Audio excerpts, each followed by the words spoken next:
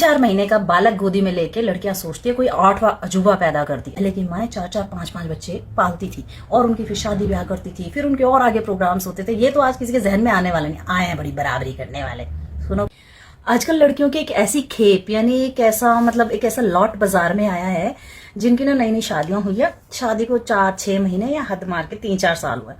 भाई वो जिंदगी के ऐसे तजुर्बे बता रही है ना कि मैं जब अकेली थी, मेरे बच्चा हुआ, खाना पीना हराम हो गया, एक बच्चा नहीं पलता है। फिर उसके कमेंट में आते, बहन तू ये मत सोच कि तू अकेली जॉइंट में नहीं है, अकेली रह रही है, इससे तेरे को मुसीबतें आ रही है, जॉइंट में तो खाना भी बनाओ, बच्चे को भी संभालो। तो एक चीज तो तय है कि खुश कोई नहीं है, चाहे अकेले रह लो चाहे जॉइंट में रह लो। अब रही बात ये कि ज्ञान देना क्यों, यार तुम बच्चा पाल लो ना।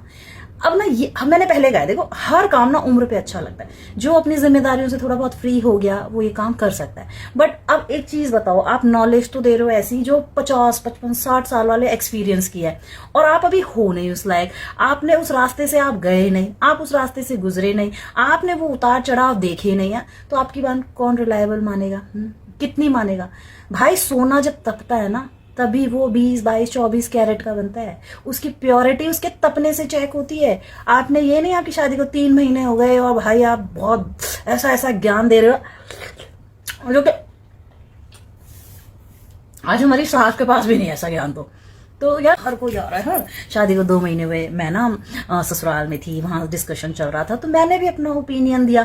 तो बोले हाँ धीरे धीरे ढल जाएगी, रूल में ढल जाए। अरे ये कह दिया हो क्या गया? कौन से मर गए? तुम अकेले जाके भी कौन से सूखे हो? भाई पूछ लो लोगों से, है ना, जो उस जंगल की आग से निकल आए ना, उनसे एक्सपीरियंस ले लो कि एक्चुअली जीवन के एक्सपीरियंस क्या होते हैं। ये नहीं 2-4-6 महीने ये शादियों को हुए और भाई साहब आप ज्ञान के ऐसे ग्रंथ छाप दोगे, बना दोगे, ये वैलिड नहीं है। क्यों? क्योंकि सोना भी तपने के बाद ही उसकी प्योर कहलाता है। और मूर्ति भी कब बनती है? छेनी हथौड़े की चोट खा खा के आकार लेती है। तो यार ये जो ज्ञान दे रहे हो ना, उसको अपनी जेब में रख लो, ठीक है।